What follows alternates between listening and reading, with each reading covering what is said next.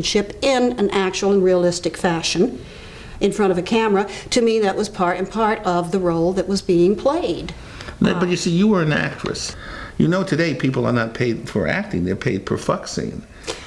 Absolutely, and I was chagrined when I found that creeping into the business. Yeah. I know it always existed. I mean, I just happened to luck into a group of people who were filmmakers and who found their only venue, viable venue, in the hardcore business. And I know that a lot of the films that Jerry made, one film I made with him, the last film I made with him, I believe, which was For Richer, for Poorer. Yes. And that film was completed, and in the can we were cutting it. We had a rough cut when the distributors just said, there ain't enough sex in this film, you know, that we're 10 minutes into the film, we haven't seen, you know, anything yet. He had to go back and shoot a very bunch of gratuitous fantasy sex scenes and just splice them in. You know, she's dreaming. You know, we'll have her go to bed and she has a dream. And there's nothing you can do about it. We're going to be doing a film. Next week. The budget, and I have a bigger budget than most. One day, $12,000. You do a film from beginning to end and pay for everybody. You can't make a good film. The budget stinks, and it's just rushed through. It's shot on video. It's crap. It must be shocking to you, though, to see. Well, that's the market and the distribution. The product that they wanted was not a film that had sex in it. For that, they would go to the major, to the movies, and were not interested, and nobody really wanted to see the reality of sex in the movies. Most people don't want to see the reality of sex. They find it very embarrassing. I myself am not that enamored of watching anything above the level of a turtle fuck. Right. Now, I love to watch turtle fucks. They are wonderful on PBS. And the whooping cranes. Porcupines. Birds.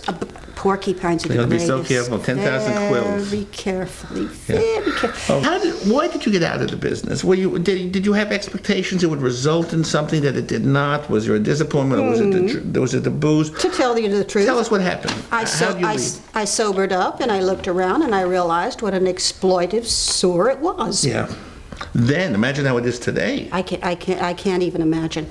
I have been honored to be given various awards and be asked back to what we used to call the company picnic. Remember the year you showed up in the gladiator outfit? Yes. And I was dressed as the guerrilla warrior? Yes. That's when we knew things were getting bad. That's right. We were in trouble. We were in trouble.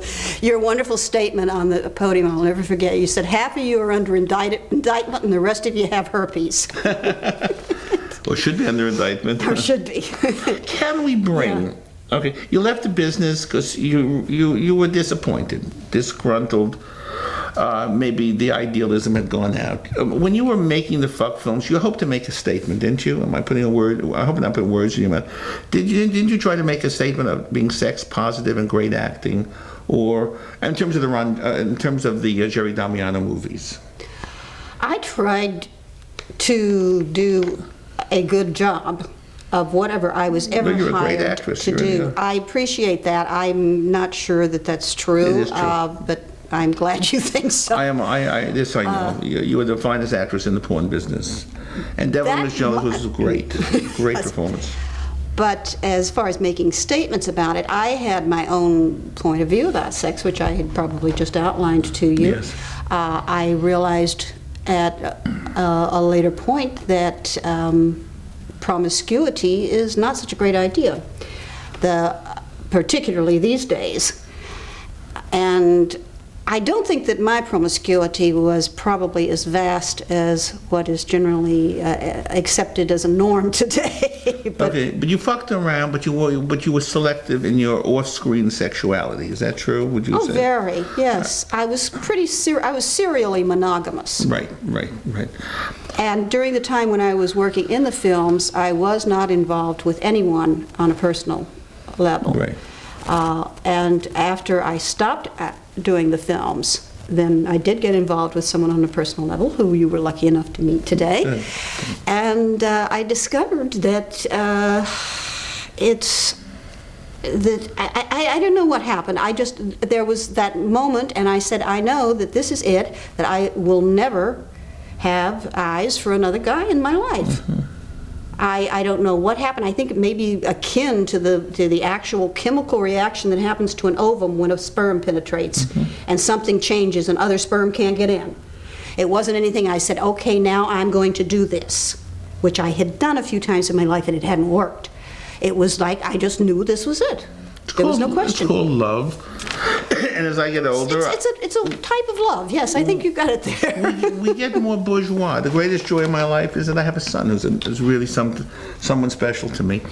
But talking about the business, because again, before we talk about the film Red Ribbons, can there be an upgrading of what pornography is?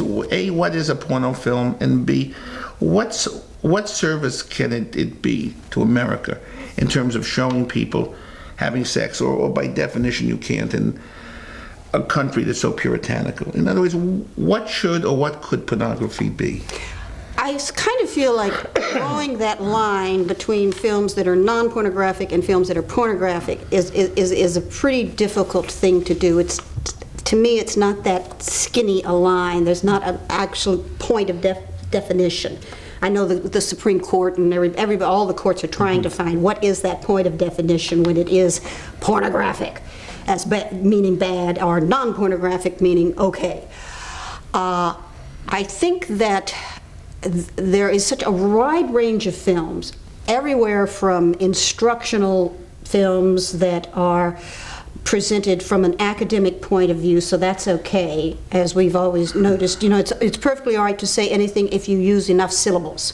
You can fornicate in good society, but you can't fuck. That's right.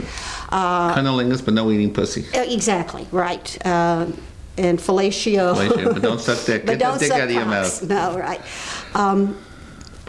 So there's everything from your basic Dick and Jane how-to film that comes from the academic line, and those are sort of okay. They're kind of edging into that from the naturist point of view. On television now, the human animal has actually showed not a cock going in a pussy, mind you, but enough that you're pretty sure that's what they're talking about, and saying, okay, here's what two human animals do, and here's what pussycats do, and here's what turtles do. As I say, you can't be turtles. But can we ever have the sex industry serve a better purpose than it does, which is now it's a jerk-off medium? Who's to say that that's a bad purpose? Good point. Okay, that's all I know. Okay, I would like to see parlors a little more upscale, and maybe there are some somewhere. I mean, I think it's terrible that young men who want to go in and jerk off to a pretty lady gyrating around on the screen or whatever have to go into very scuzzy places to do so. Well, Pee Wee Herman, but what hope do we have if Pee Wee Herman gets arrested for whacking off? But how have people reacted to finding out that you are the Georgina Spelvin? Do perceptions of you change, or attitudes do you change once people in the last few years realize who you are? I'm sure they do. How do they? Well, the people that I work with are just kind of amazed and confounded and kind of like, wow.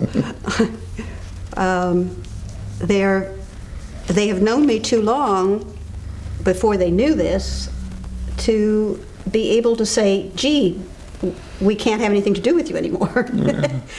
They're dealing with it very well. They really are. My family,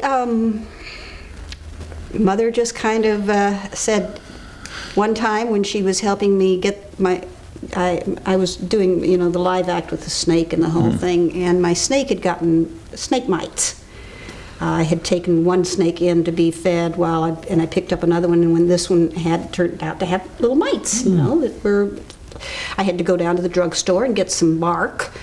Most people will know what bark is, B-A-R-C, for crabs. Oh, no, it's a medicine for crabs to get rid of the mites on my snake. And my mother's with me going into the drugstore, and I'm saying, have you got anything that'll get rid of mites on a snake? And I said, probably the same stuff that works for crabs would work, if you have any of that. And so he sold me this, and we go out, and my mother says, you think he thinks you have a snake, don't you?